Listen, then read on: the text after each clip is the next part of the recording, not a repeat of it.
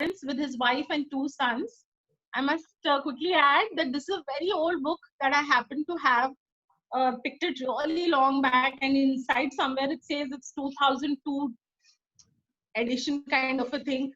So yeah, I thought for today's session it would be a good pick.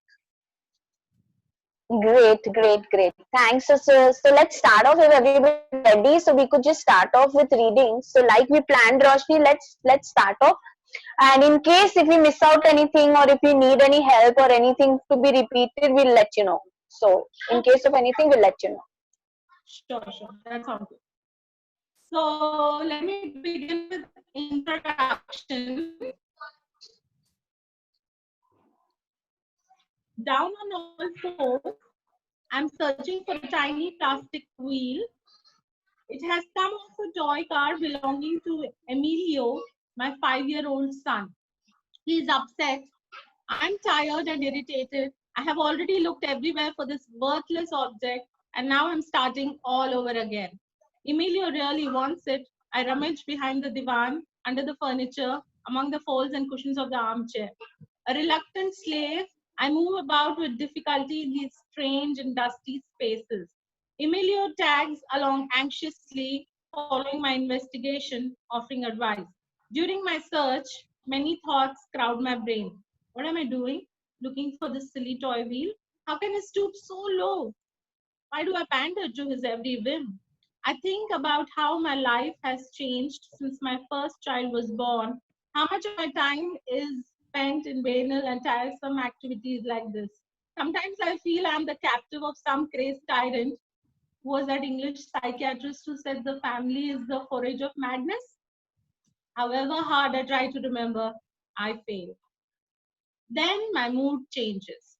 By some curious paradox, dealing in such small matters makes me feel bigger. As I bend low, my spirits feels higher. Simply by helping a child, I feel more open. Somehow it does me good to remove myself from those lofty places where everything has a purpose and to waste time crawling about in a colorless world of forgotten fragments. I take myself less seriously and become a little nicer. I even managed to find the tiny wheel. It had ended up in a crack in the floor. What a triumph! The car is once more whole. The world is functioning again. Emilio smiles. These days, my best intuitions occur during moments like this. Nothing dazzling.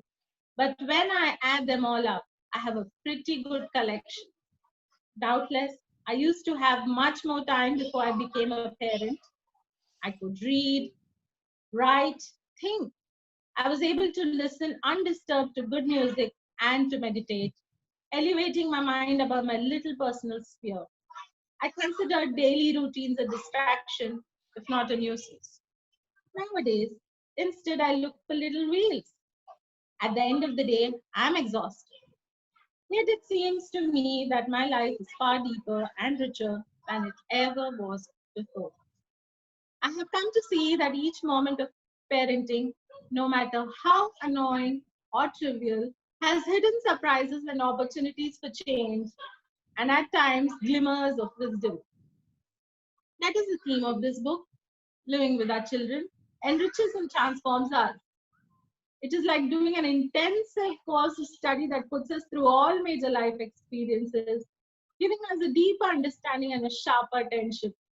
Beauty, love, innocence, play, pain, and death. Everything appears in a new light. Another example, it is a lovely evening in late spring. The air is clear, and I'm walking the city streets with Jonathan, my second child, who at the time is a few months old. I hold him in my arms, feel him close to me. After observing a passing parade of cars and people, he's about to fall asleep and he chatters to himself.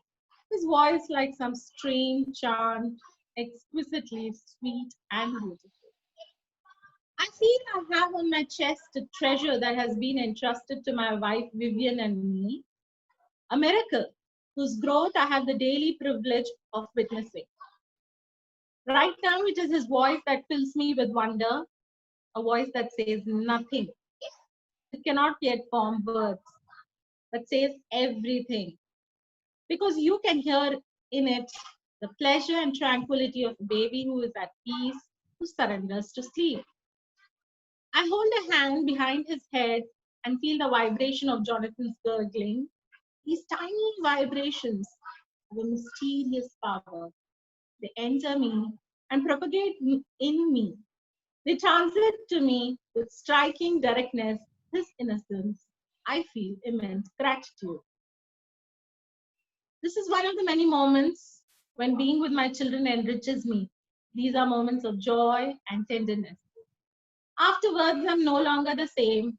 My anxieties and ruminations vanish. I feel more real. Roshni, you are on mute.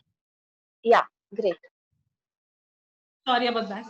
Uh, so this is one of the many moments when being with my children enriches me. These are moments of joy and tenderness. Afterwards, I'm no longer the same. My anxieties and ruminations vanish. It is as if I were more in touch with life. I feel more real. Living with our children allows us to grow. I'm convinced that this is so for everyone. With children, we have the opportunity to cultivate patience and humor, deepen the intelligence of the heart, learn to find hidden richness in ordinary life, find unexpected happiness. Nevertheless, this transformation is not always painless. Alongside moments of joy, there are also challenging trials in which our weaknesses, our lies and hypocrisies, our doubts and contradictions, our shortcomings are all brought under the most pitiless light. And yet, this is how change often happens. Here is an example. Emilio spies one of my new pens and asks, Daddy, can I have it? Yes, you may. Thank you, Dad. If you are good and don't do anything naughty. Oh, well, thanks a little less, replies Emilio, keeping away, no longer interested in the pen. Unmasked. My son mercilessly shows me, as in a mirror, my paternalistic attitude. How would I feel if someone offered me something I wanted, as long as you are a good boy? What a disagreeable way to give. And yet, that is what I am like.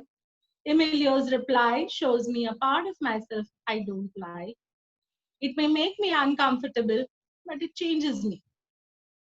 Before I had children, I would observe parents and feel a sense of superiority and self satisfaction. Most parents seemed awkward and pathetic to me. I'm a psychologist and full of my psychological know how. I used to note their mistakes, secretly criticize them, and offer a whole lot of advice. I was sure I could do better.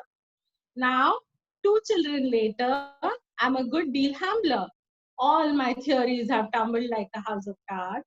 Having fallen flat on my face many times, I have lost all certitude. But no matter. In order to understand something and move on, we have to empty ourselves of a certainty and complacency. This is the first step.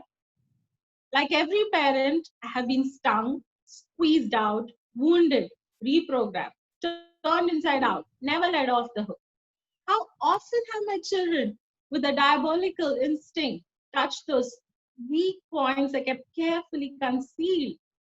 These episodes have transformed me. In a hard and painful way, they have made me different from the person I was before, like no course of psychotherapy, no spiritual retreat, no meeting with an Oriental guru would have done. Living with our children is a mine of revelations, pleasant and unpleasant, and it is a grind. Try stringing together all the meals you have to prepare for them until they leave home. It would end in outer space. The sheer slavery of it. And what about the frictions, the disappointments, the arguments, the illnesses, the bills to pay? What parent ever anticipates any of this at the outset? Imagine all the things I could have done if I had not had children. I reminisce about the times Vivian and I could talk for 5 minutes without being interrupted. And having children also brings out the darker sides of a personality. If we tend to play the victim, if we are jealous, or if we like to control others, we can really go to town with our children. If we tend to worry, we can become even more anxious. Our children are perfect subjects for the most terrifying fantasies. Our existing neuroses, rather than disappear, become amplified. During our career as parents, we may be sentenced to slavery and condemned to a life of neurosis. On the other hand, we may embark on a voyage full of insights and joys. What makes us take the better road? Two factors. First, the willingness to learn. We are used to thinking in terms of what we can teach our children. Maybe we need to ask ourselves what we may learn from. After all, are they not the pupils who come to us with a freshness and originality that we have perhaps lost?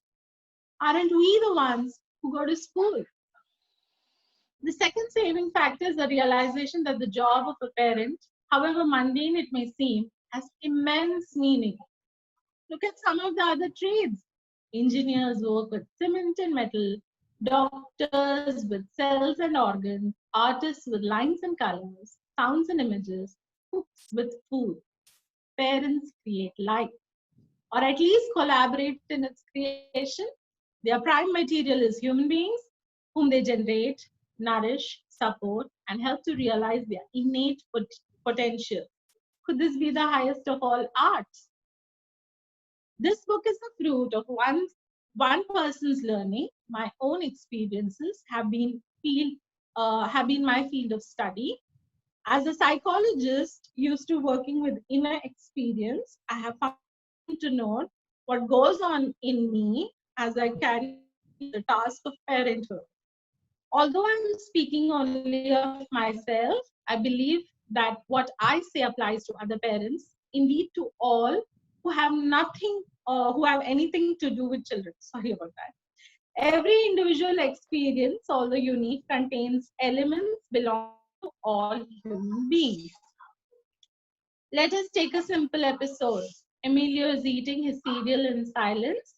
He's looking into the distance. It is clear that he is thinking. Not wishing to disturb his thoughts, I remain silent. Suddenly, he puts down his spoon and turning to me asks, Daddy, what if our whole life is just a dream? Now I know that children of his age are given to philosophical thought, but I'm nonetheless struck by this question. Why, yes, I answer. One day you wake up and discover that your parents, friends, toys, and house have disappeared. You are there in bed and you realize it was all a dream. Yes, replies Emilio, and meanwhile resumes eating. Maybe even the bed was a dream. It is the detail of the bed that tickles me most because then absolutely everything is a dream. All that exists becomes ethereal and unreal. It shows me the coherence of Emilio's philosophical thinking. I'm filled with awe at the mind of a child who studies the world with eyes once innocent and intelligent. The idea that life is a dream is one I have met in various philosophies and artistic metaphors, but as it is spoken by my own child, it takes on added vitality. I can, for a moment, see his point of view, that of the child watching the world and wondering if it is not all a creation of his own mind. And my attention, so often preoccupied with small everyday problems, suddenly grows. I rediscover the enjoyment of thinking. Although this episode with Emilio is unique, at the same time, it is very common. Many parents are often stunned by the intelligence of their children. All parents' experiences are unrepeatable, yet it is likely that they involve some of the recurring themes. Every parent, for example, has expectations of their children. Every parent has doubts, surprises, times of boredom, and times of joy. I shall be talking about these themes. This book is a bit like a tourist guidebook. If you go to such and such a place, remember to look at the park, statue, or landscape because it is worth the trouble. But the journey of parenthood is much more than a tourist excursion. It can be a spiritual path, a succession of experiences that unveil the profound meaning of life. A spiritual way takes us far, yet the goal is near. It is what we ourselves are, our own true essence. The further we go, the more we realize that we already have everything we need. In an instant, our every dissatisfaction, regret, or desire disappears. In the chaos of living, we perceive a secret perfection.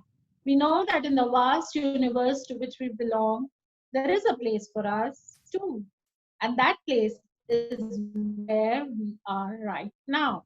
Despite the day to day doubts, the fatigue, the distress, it is our own children who have taken us by the hand and led us step by step to that place. So, this was his introduction.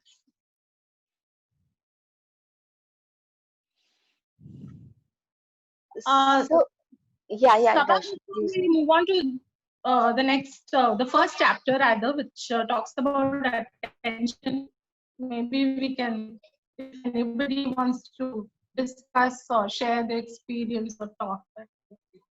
Yeah, even I was thinking the same that it was quite a read. So if we want to share our thoughts on what's happening to us right now.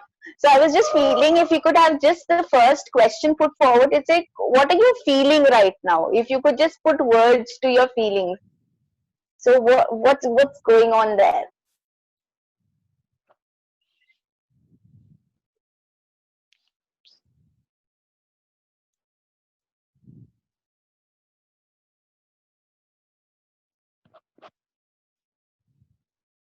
Okay. So anybody else who would want to come on the mic and share as in what you're feeling, what you're saying, what you're going through. It's only Aditi who's written. No, I've just put my notes. I think by mistake it got entered. Acha, okay, I okay. was just making my notes. So even I was writing few stuff. So I was just wondering if we wanted to talk about it. Matlab, what really happens to us once you're reading something like this, which we can make a connection to. I don't know if all of us went through that, but yeah. Yeah, to me, the Bhaval here.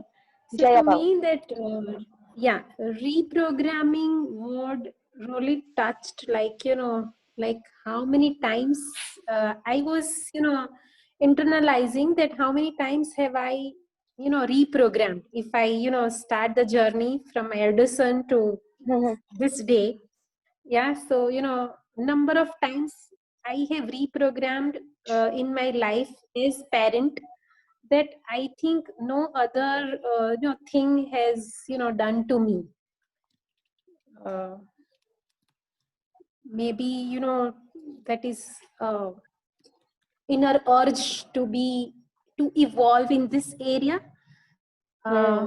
Yeah, that has made so much of reprogramming in myself.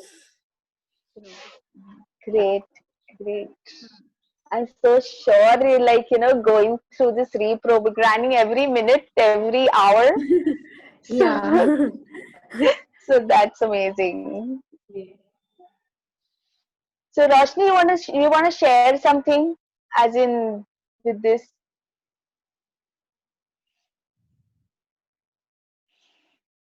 Roshni, you're on mute. Sorry. So this Hanji. book was just lying in my cupboard for a really long time. I think I must have picked this book either when I got married or just before I got married, just because I was interested by this topic. And, I've always liked being around children. So maybe that's when I picked this book. I must have read this really long back. So I don't know what I thought back then. But right now, when I opened, last week when I opened the pages and I was reading through it, I was like, oh my God, this just nails every bit of experience that I've had with my child. I know. these last 6+ years that I've been raising him. So I especially like the fact that how he has drawn from his own experiences, and here it's directly about his children, his experiences with his own children, and the fact that he was a psychologist and how he's connected all his experiences, and he's trying to give us that bit of his journey also, sharing his life experiences. And I like the spiritual connection, the aspects of it, and I think that's so real. All it's all about us end of the day, in the sense everything that we want to do with our own life, the answer lies within, but it needs to come out. And this definitely happens when we are with our children. It's just like looking into a mirror, and it shows all aspects of our personality. It's very difficult to hide our true self when we are with children. So I know, I know. The very first thought when I say is the vulnerability part of a parent comes out so like explicitly. And what I could really relate from this book was something which we was talking about was the power of observation. Since we've been talking a lot about observation and questioning, so when the what I felt, matlab, when the narrator was narrating an incident, there were times which I felt that he was actually just talking about the child doing this at this time, so that I felt that I could get into the power of observation. And something which really got me, matlab, was like how as parents we try to keep ourselves on a high pedestal. Like it's high time we bring ourselves down and be that vulnerable human beings that we are. And the way it is written, that challenging and the weak points which carefully gets exhibited, we've carefully concealed it for years, and we've portrayed a different image. And how even though he was a psychologist, but how all his theories and all his learnings just crumble like a pack of cards. So I said, like, empty yourself of all the theories. Just go with the child. This was something like really getting me on. yeah, in the first page, he starts off with that sort of thought which says, get off that high pedestal and, come Hmm. down to your knees and just look into your own self. Yeah. So very much in, that idea, the thought that you are nothing. So he puts that across in the first page. Another thought that came to me, Sabang, was Uh-huh. that since we are part of Arohi now and Huh. community, I think, I don't know if Aditi and Ratnesh have read this book or what, but everything that they're trying to tell us, to be, to not to be, whether directly or indirectly, is everything written in this introduction.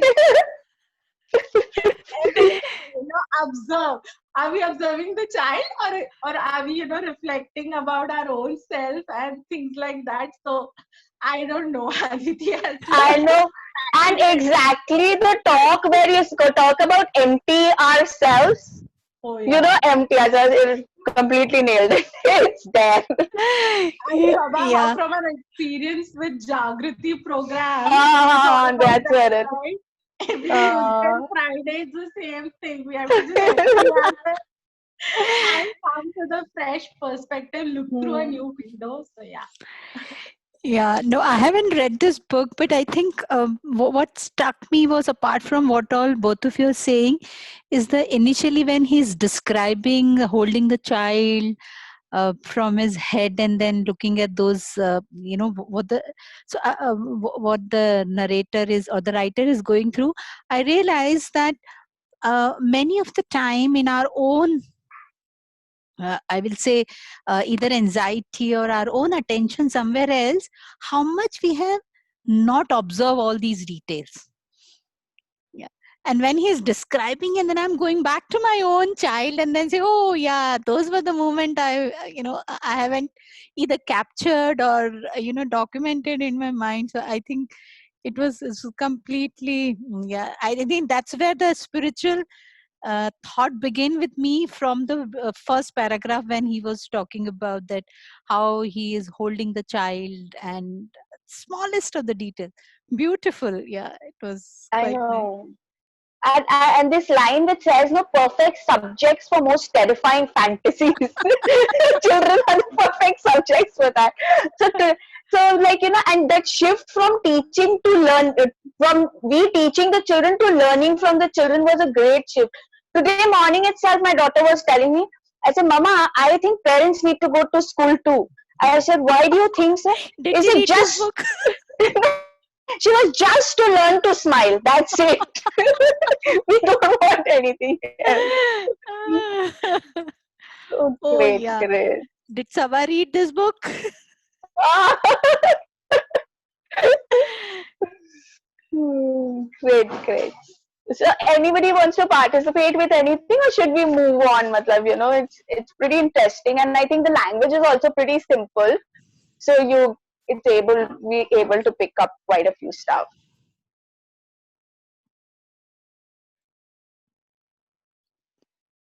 So I just want Okay. to say, Yeah. yeah. So hi Preeti here. So I just want to say that it is maybe our expectations which is killing us. Uh, Otherwise, children are definitely teaching us a lot, but our own expectations when we build that wall around us, then we are ourselves not able to break it. That's the thing that we are trapped in.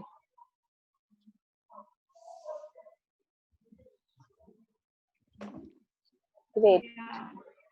Yeah, so we can move ahead also to Yeah, yeah. So, chat. Roshni, should we continue with the first chapter?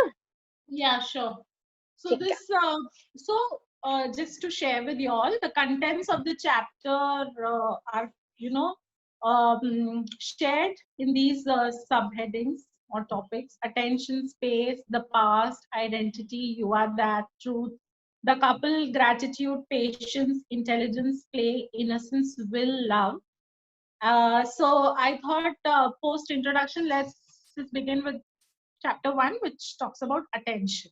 Okay. So attention, Emilio, 3 years old, has been doing lots of jumps. He must have done 100 of them. Daddy, Daddy, look. How do you like this jump? Look. He says every time. It is a new jump. He's very proud of his jumps. I like the first 3 or 4, but after a while, I get bored. There, in the middle of the playground, I let my mind wander.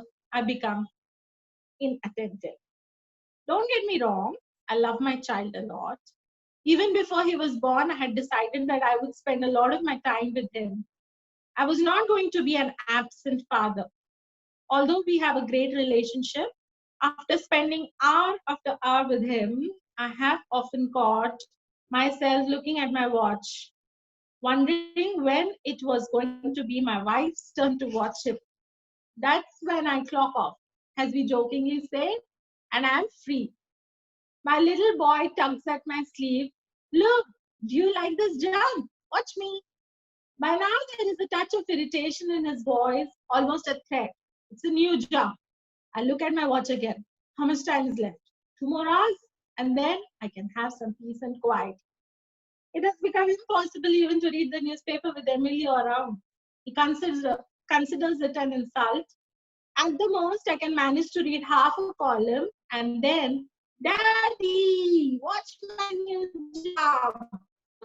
His voice is trembling with exasperation, like a school teacher who catches a pupil misbehaving. I watch, and at last I understand it really is a new jump. The 100th jump is as important as the first and deserves the same attention.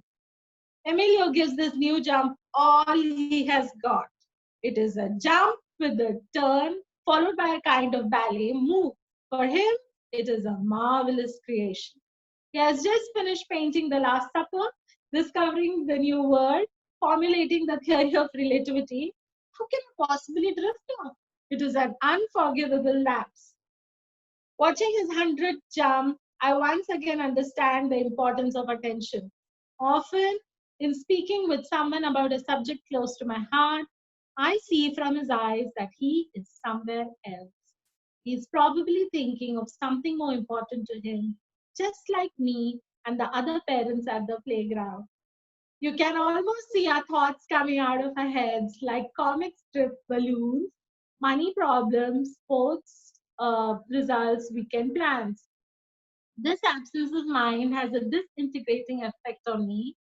When I lose someone's attention, I speak in an emptiness. My words are merely dry leaves, scattered here and there by the wind, until finally all that is left is the sad, dead winter. I also know the uplifting feeling I experience when I'm the recipient of someone's undivided attention without judgment and expectations. Such a feeling warms me, tells me I am important, makes me whole again. I have found this out many times in my life, yet it is easy to forget. My child calls me back to the present moment.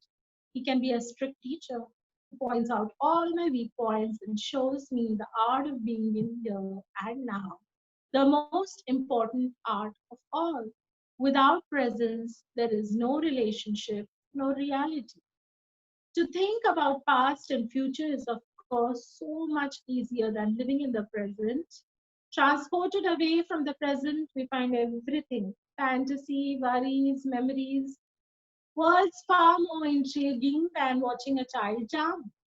In this way, removed to another time, I, like everybody else, often function on automatic pilot.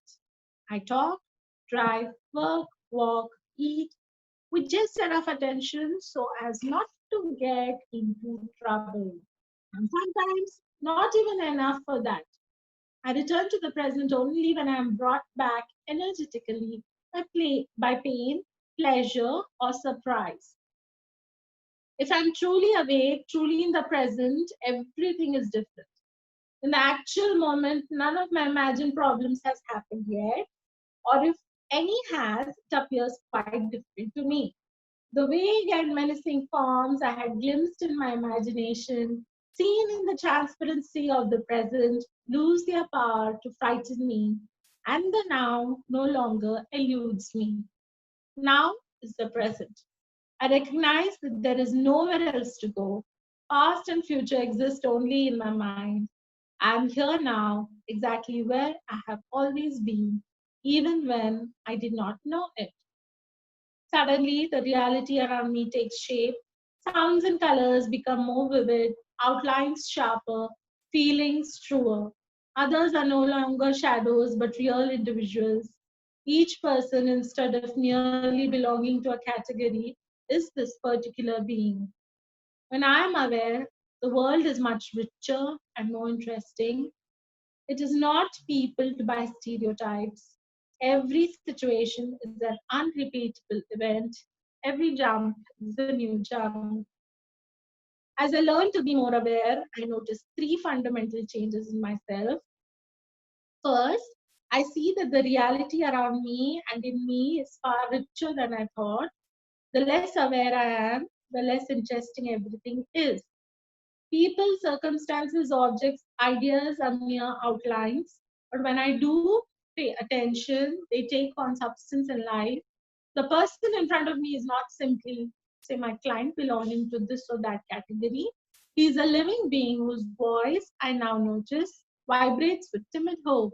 His eyes are wistful, his tie does not match his jacket, and his hair is combed differently from last week. He wears a strange watch on his right wrist, so he must be left-handed.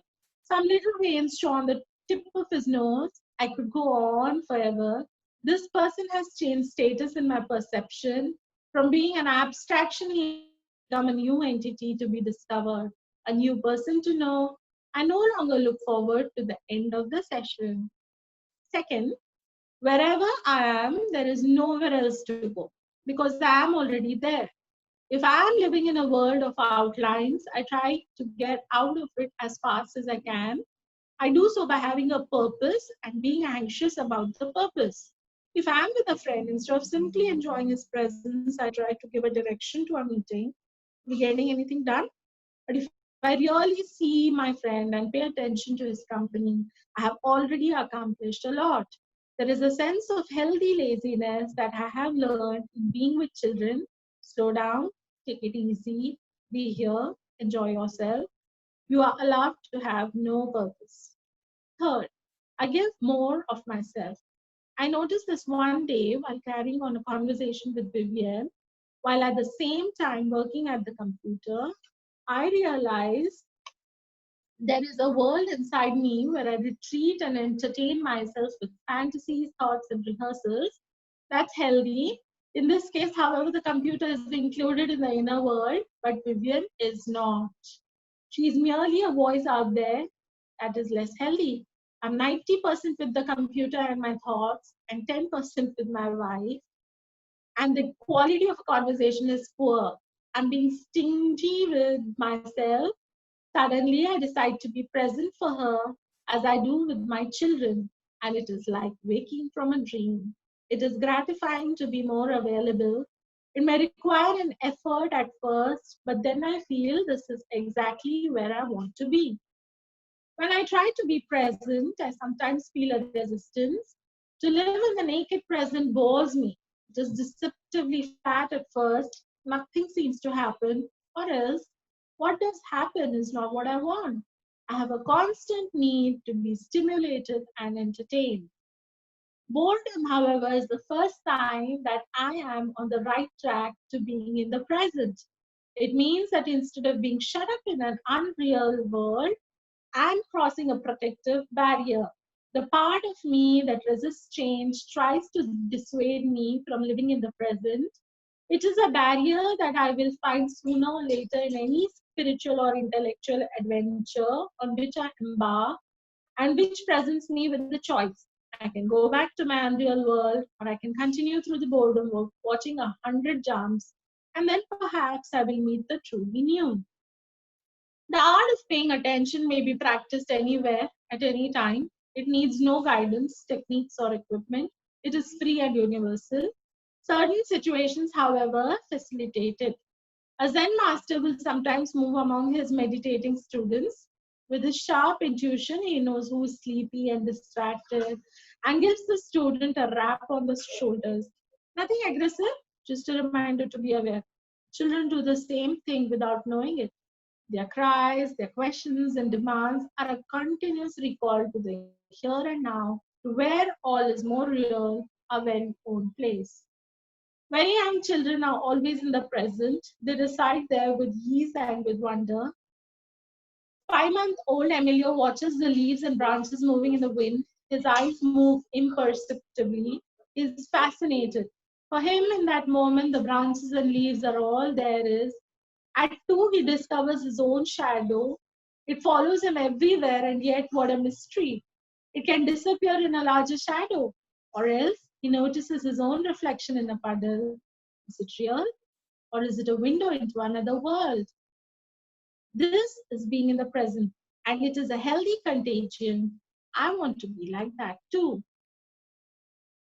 Jonathan, at 2 years old, pays careful attention to different kinds of sounds, including the faintest. He will stop suddenly and listen, an ambulance siren in the distance, the neighbor closing her window, a passerby coughing, the vacuum cleaner's whir. Then, missing a tiny finger, then raising a tiny finger, he looks at me and says, "That noise?" At first, I did not understand what was going on. Now I try to imagine what it is like for him. His universe full of new and indecipherable sounds. I remember him as a newborn, lying quiet and attentive, his attention free of judgment or expectations. He fixes on nothing in particular. He's simply attentive, a state of naked awareness. I have never seen anyone pay attention like that so completely. It is enough for me to remember those moments and I feel better. When we are present like they are, we can have a finer relationship with our children. Indeed, with any other person. In fact, it is the only relation possible. Otherwise, there are just the meetings of phantoms. Being present means being ready and available. I'm here for you. My mind does not escape into a more interesting future. It does not choose the world of fantasy, nor is it haunted by echoes of the past. With all my being, I'm here for you. I hear a clamor of protest, but that is how you spoil a child. Nobody kind of attention in the real world. The child will get used to being at center stage. Let me be clear. I'm not referring to the kind of attention that is linked to some emotion. For example, to the need to suffocate and oppress with unrequested kisses and cuddles. This is not anxious attention, always on guard lest the poor, helpless child take a risk. Watch out, you will hurt yourself. Nor is it ambitious attention. It does not judge, nor try at all costs to find reason to correct or criticize. It is pure attention. It does not invade or direct, but it is merely present. That is all. Such an attitude has never harmed anyone. On the contrary, it is the greatest gift we can give our children. They are used to being among so many distracted giants who from time to time condescend to give them a few crumbs of themselves. I'm sure it means a lot to them when we place ourselves at their level, attending to what they're telling us, attending to them. There are times when we are afraid to pay close attention. Jonathan is born in a hospital and I receive him in my hands, a very beautiful moment. The birth has been spontaneous, natural, and all has gone well, but the nurse has to take him from us for a few moments in order to massage him. Meanwhile, Vivian, exhausted, is held by the midwife. In those critical instances, what do? I calmly go and wash my hands, distracted, outside of time, absent from the whole scene. It is a decisive moment for my loved ones, and I'm out of it. Soon enough, I realize my distraction. I race to our baby and look at him, just a few moments old. He is fine, but is also kicking and protesting. I join the nurse in touching him. I speak to him, comfort him, feel a wave of love for him. I look at Vivian close by, our eyes meet. I feel for her vast vibrating gratitude. What has happened? I realize it later. The emotions that surface during a birth are violent. And sometimes emotions that are too powerful frighten us. In those distracted minutes, I defend myself against those very intense emotions. To see Vivian exhausted or my baby struggling to breathe is too much for me. So I go on and wash my hands. Then once I recognize my fleeing, I can allow myself to feel the overwhelming anguish and the love I was trying to escape. To pay attention is the most practical thing I can do. I see what is, and thereby I have more information. I'm not taken by surprise and do not devise confused solutions to imaginary problems. Maybe a child is in a bad mood simply because he is cold or thirsty or his sock is slipping down into his shoe. Paying attention makes life simpler by eliminating what is superfluous. It gets to the heart of the matter. Emilio refuses to have his hair washed. If you let us wash your hair, we will give you a delicious snack. Emilio eats it, then refuses once again to wash his hair. Look, there is mommy and daddy and grandmothers coming too. All of us in the bathroom together. Nothing doing. Grandma, mommy, daddy, another delicious snack. And we will give you a special toy that you can play with while we wash your hair. No way. We might as well forget about the hair wash. Everybody talks, yells, offers interpretations, threats, prophecies. If you don't wash your hair, it will be dirty and full of little bugs. Stories. You know, when Dad was a little boy like you, he didn't want to wash his hair either. Empathy. I realize you don't like washing your hair. Sermons. In life, there are always things we have to do, even things we don't like. Nothing works. Then we pay attention and try a little awareness. How come Emilio won't let us wash his hair? Because he is afraid water will get in his eyes. That is the real reason. So simple. Emilio, we will be very careful not to let any water get into your eyes. Emilio allows us to wash his hair. Being aware means seeing reality as it is.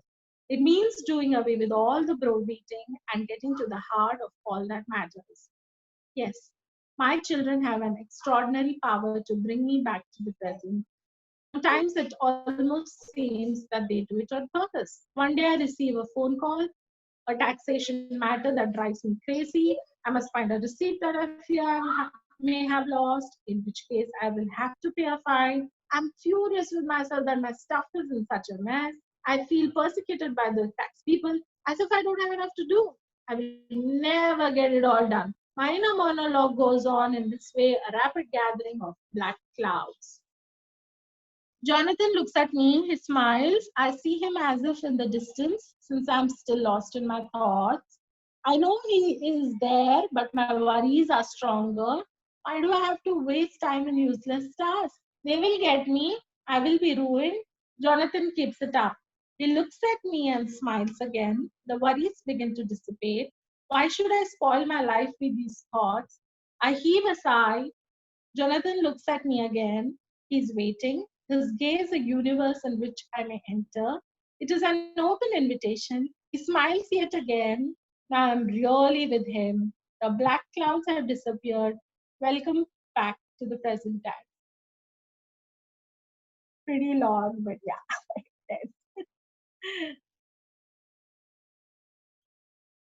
So I think Preeti picked it up really well. Initially, she said, "Ki like how do I live in the present?" She had a question, and then she felt that she's getting the answer. So Preeti, why don't you share your experience? What was happening? Yeah, so basically, I always have this question how to live in present. It is easy to say that live in present. Don't worry about your past. Don't worry about future. Always, everywhere means, when we talk about children or when we talk about any spiritual this thing, development, everywhere, this is the basic underlying fact of life that live in present. Do not think about past and do not think about future. That's the thing. But I always have this question that how do you do that? Because it's how you implement. How do you really implement it? It's better saying is easy. So for me, it is a question. And now with lots of practice, yes, I have come to a certain level wherein I stopped living in past. I've now I do not. I understand that the moment gone is gone, and you can't do anything about it. And now going forward, you have to see what's going on. So basically that past thing from me is gone, but future is always a problem. Means continuously worrying about future, continuously thinking about it. So I am myself too much into future all the time, and that is a lot of anxiety. Gives me lots of anxiety, fear, and mental stress. Okay, so that is where I was asking that how to really live in present. So what Roshni was reading, it was very much I could really connect to it. Yes, worries are like Aditi has also written that when worries are stronger, then attention goes up. Attention is the thing which can bring you in present. Yeah, when you pay very like your attention is very strong in that very moment when you're doing anything, like even if I'm drawing and painting. So when my attention is fully there and I am fully there into making those intricate designs and all, so then I'm there in present and I'm thoroughly enjoying that.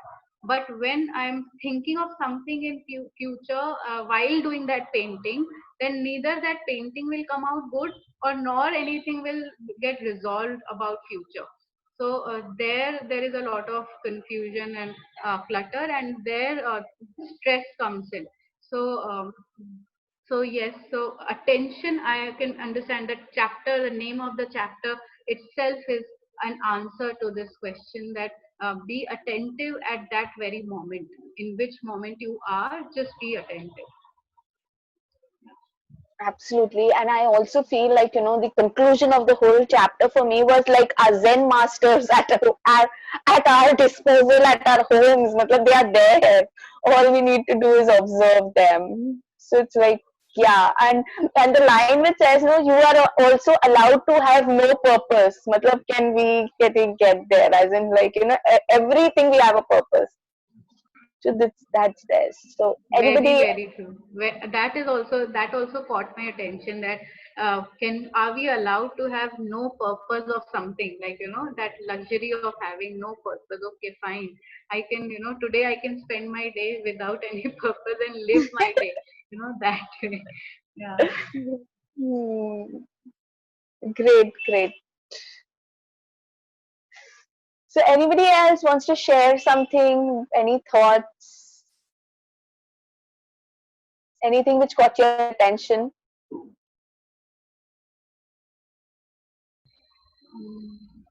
Also, I would just also want to share one thing, that understanding of the real understanding of the other person also helps.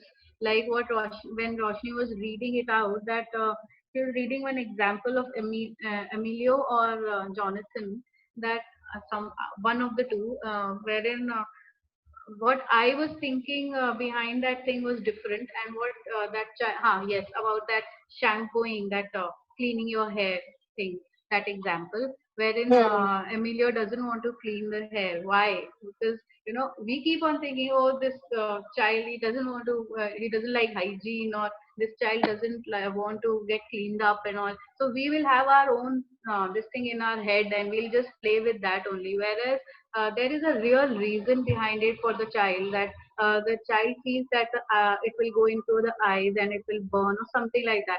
So if we really come on the same page, and we talk heart to heart, then things get resolved pretty faster. And I think then it is more happier and lively to live together and enjoy life. Roshni, I don't know if you got reminded, but it just gets me reminded of our last night's conversation itself. If there is no purpose, then only we can think of having conversation, like what Preeti is pointing out. Yeah, The conversation happens only when there is no purpose. yeah, true. So I was just reminded of that too. Yeah, that's true. Yeah, even Jayashri was saying the same thing, that when we are talking, or when we are discussing or observing or putting up questions, we always have something behind our mind. Always there's some purpose or Right. something going on. Hmm. So if Yeah, we keep everything aside and just come live with with everyone, not only with our child, with everyone, then I think the relationship will become altogether different. The equation becomes different. hmm. I know. Yeah, yesterday Jayashree was sharing about this. So I also really caught on to her when she was saying that I have the answers and I'm making the questions in that manner so that I get those answers. So that Yeah, was like yeah, great awareness from her end. yeah. It happens a lot with me I also. Like, know. mm, So Roshni is saying something. No, no, no, not really. But it's Huh. true. Attention is the key to many of these aspects in our life, right? Like being aware, being present, be it with any relationship, and child asking for our attention is the only reason is to bring us back into awareness. And when there is a disagreement, the answer is again attention. Just stop, listen. Yeah. And even the constant need which we see is like, we constant need or to be stimulated. We have this, I think, matlab, at least for myself, if I speak to myself, I think I've become wired like this, that I have a constant need to be busy. Kuch to karna hai. So if some parents say, like, my children have ADHD, I say, I feel like you're welcome to the club.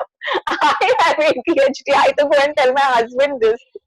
absolutely. So, Same with me, Sabha. So continuously I have this in mind कि कुछ तो मेरा time जाना नहीं चाहिए ऐसे. 1 minute I हाँ. shouldn't waste anywhere. So every time it is like playing on my mind कि कुछ तो करते रहना है continuous basis पे. Yeah. Hmm. Some purpose, right? Either just do something or at least mind just fleeting away in thought. Hmm. Yeah. Great.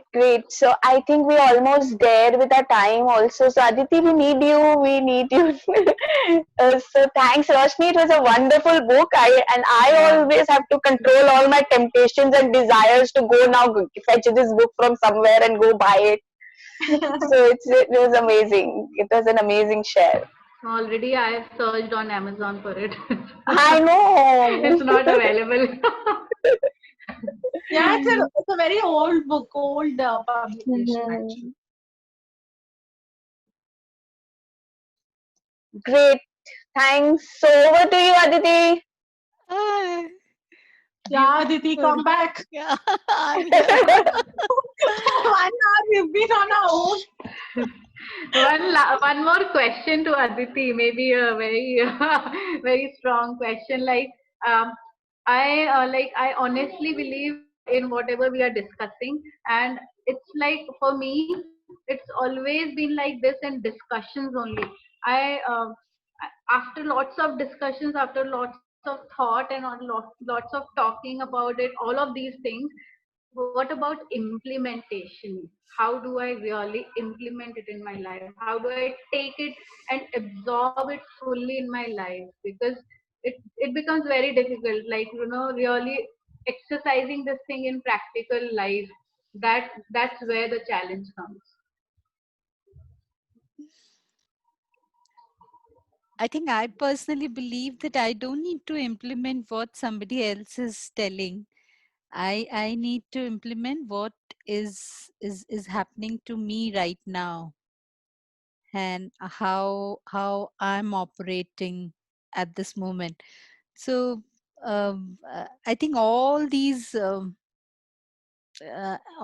thoughts, or I call them external stimulation, which does something to me, but unless I keep saying, unless I go back to my own design table, somehow it has hooked on to me from my architecture days, where we would have lots of research collection of designs and talk about this dreams and all, but then we'll go back to our drawing table and then create something for ourselves. I think uh, that that process. So I think we all have to create our own designs.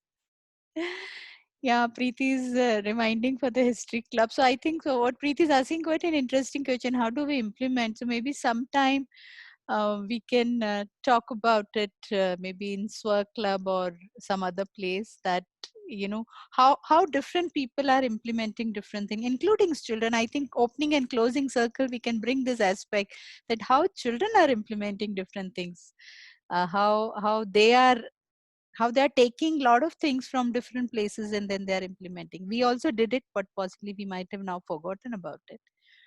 So I think now the kids are telling us to close this space.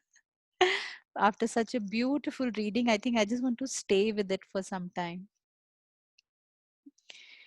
True. Same here, actually.